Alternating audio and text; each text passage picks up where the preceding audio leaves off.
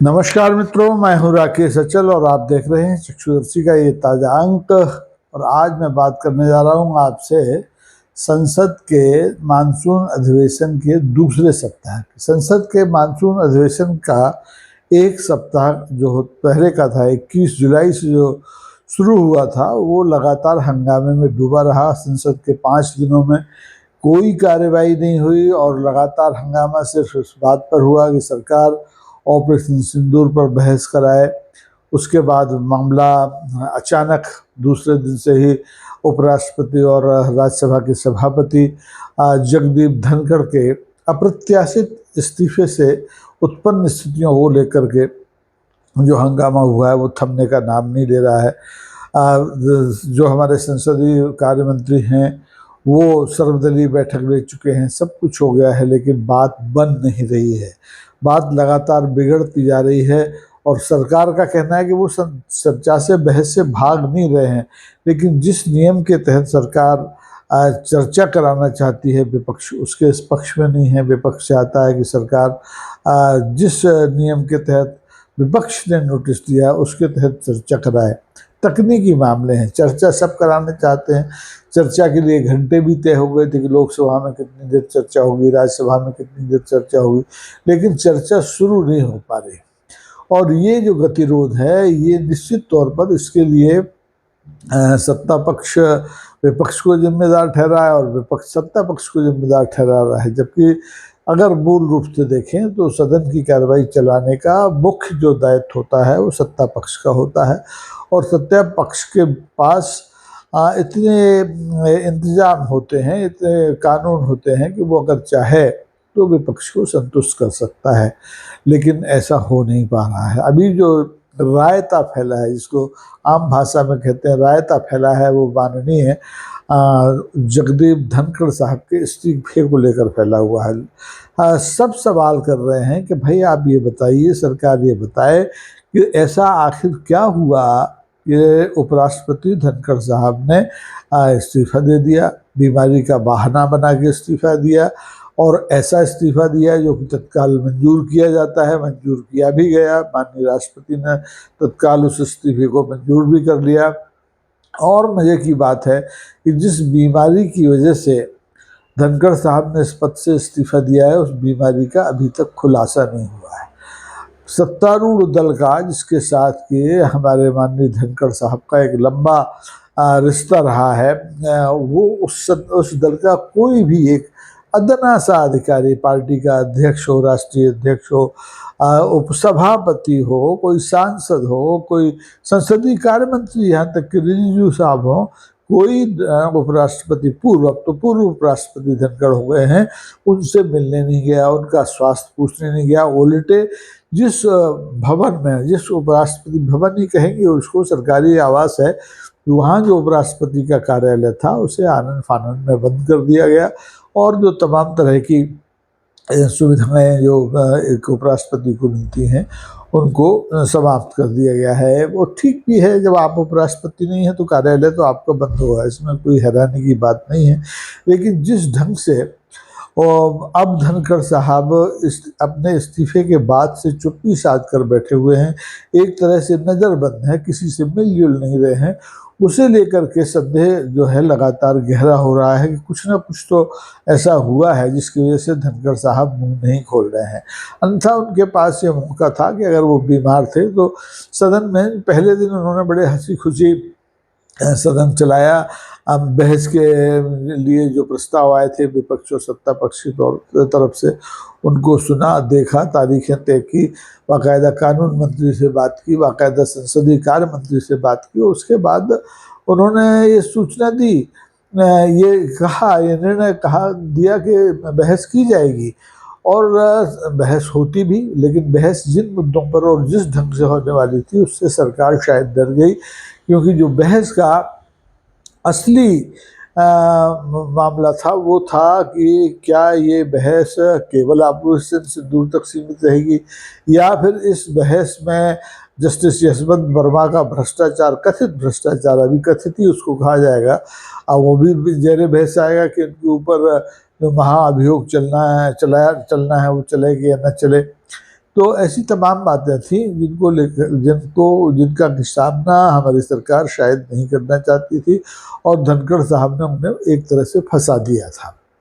हालांकि जहाँ तक धनखड़ साहब का सवाल है, उनके कार्य व्यवहार का सवाल है, वो लगातार, चाहे वो आपके बंगाल के राज्यपाल रहे हों, चाहे वो सभापति हमारे राज्यसभा के रहे हों, उन्होंने हर भूमिका में केंद्र की सरकार को बचाने की कोशिश की, उसका पक्ष दिया। उन्होंने आरएसएस का पक्ष दिया, उन्होंने माननीय सुप्रीम कोर्ट तक की क्लास ली। भारतीय जनता पार्टी की जो सरकार है, मिली जुली सरकार है, उसके पक्ष में कई मुद्दों पर, राज्यपालों के अधिकारों के मुद्दों पर लगातार सुप्रीम कोर्ट को खरी खोटी सुनाई। तो ऐसा भला आदमी आखिर अचानक सत्तारूढ़ दल के लिए परेशानी का सबब कैसे बन गया? तो अब सब चाहते हैं कि माननीय धनखड़ साहब कुछ तो बोले, घर के बाहर बोले, आके बोले, लोगों से मिले, प्रेस से मिले, लेकिन वो एकदम मौन साध कर बैठे हैं। और ठीक वैसा ही मौन उन्होंने साध दिया है जैसे कि कई मुद्दों पर हमारे देश के प्रधानमंत्री माननीय नरेंद्र हमारे मोदी जी साध लेते हैं। और ख़ास तौर पर आप देखिए कि संसद इस समय 5 दिन से 7 दिन से ठप पड़ी है, और देश के प्रधानमंत्री देश के बाहर हैं, विदेश यात्रा पर हैं। उन्हें इस बात की कोई परवाह नहीं कि देश की संसद नहीं चल रही है, और वो परवाह करें भी क्यों, वो किसी की भी परवाह नहीं करते हैं। तो ऐसे इस स्थिति में अब ये देखना बहुत ज़रूरी हो गया है कि कल से, जो सोमवार है 28 तारीख से जब संसद शुरू होगी, तो क्या फिर से विपक्ष की मांग को माना जाएगा, और जो विवादास्पद मुद्दे हैं उन पर बहस होगी, सरकार बहस कराएगी या नहीं कराएगी, या फिर जैसे शुरू के 5 दिन 7 दिन खराब हो गए हैं, 5 दिन तो कार्रवाई हुई, 2 दिन अवकाश कर है, तो अब कल सोमवार से फिर यही स्थिति बनेगी कि सदन हंगामे में डूबा रहेगा, कोई कार्रवाई नहीं हो पाएगी, और जो जनता की गहरी कमाई का जो टैक्स से अर्जित पैसा है वो संसद की कार्रवाई पर खर्च होगा। क्योंकि अभी तक दोनों तरफ से जो तलवारें खिंची हुई हैं, तलवारें राजनीतिक तलवारें, चाहे पक्ष की ओर से चाहे विपक्ष की ओर से, उन्हें देखकर लगता नहीं है कोई बीच का रास्ता सरकार इन 5-7 दिनों में निकाल पाई है या कल से निकाल पाएगी। देखिए, ऑपरेशन सिंदूर को लेकर के पाकिस्तान और भारत के बीच तो सीज फायर अमेरिका के राष्ट्रपति ट्रंप के दखल से हो गया, लेकिन इस समय जो संसद के भीतर युद्ध चल रहा है विपक्ष और सत्ता पक्ष के बीच, इसको आज सीज फायर कराने ट्रंप साहब तो नहीं आएंगे। ये सीज फायर या तो माननीय प्रधानमंत्री के हस्तक्षेप से हो सकता है, या तब हो सकता है कि जो विपक्ष चाहता है जिस ढंग से, उस ढंग से धारा जो अनुच्छेद 267 है उसके तहत बहस हो जाए, तब हो।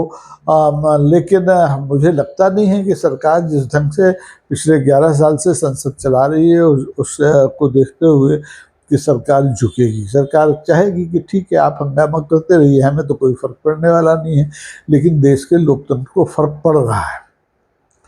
लोग चाहते हैं कि माननीय धनखड़ साहब की सेवाओं को देखते हुए उन्हें एक सम्मानजनक विदाई दी जानी चाहिए, उनको बाकायदा पार्टी होनी चाहिए, उनके सम्मान में बातचीत होना चाहिए, सदन में भी उनको बुलाया जाना चाहिए, सदन उन्हें एक तरह से विदा करे, लेकिन ऐसा होता दिख नहीं रहा है। हालांकि विपक्ष की ओर से ऐसी खुशफुसाहट है कि उनके लिए, माननीय धनखड़ साहब के लिए एक विदाई समारोह रखा जाए, एक सभा रखी जाए जिसमें उन्हें आमंत्रित किया जाए, जिसमें उनसे बोलने को कहा जाए, और हो सकता है कि धनखड़ साहब उस मंच पर, विपक्ष के मंच पर आकर के अपने मन की बात कह दें, लेकिन इतना आसान नहीं है।